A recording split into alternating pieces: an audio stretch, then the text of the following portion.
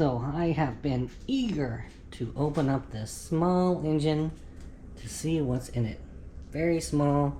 What we're doing is learning right now. This is about 110 off of Harbor Freight. We're gonna open this up and see what's in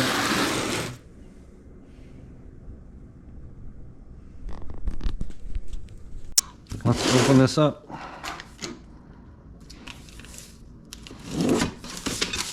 This is what I was concerned with. How do we mount this Predator horizontal engine? How do we do it? 4 bolts, man. 4 bolts. That's it. I'm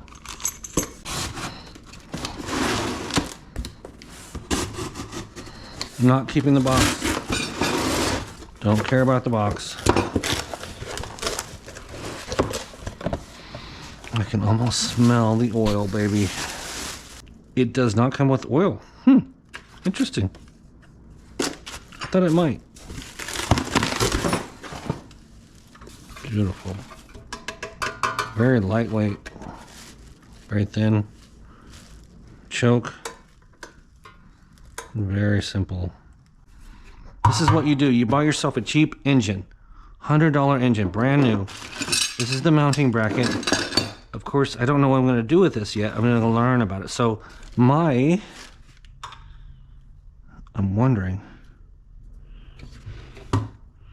Will not start. Check oil level. There's a sensor in there, I think. Is there oil?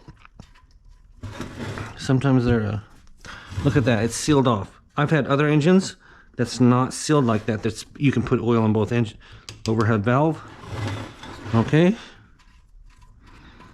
Just remember, I'm just learning. So I'm gonna mount this, put oil in it, and start it.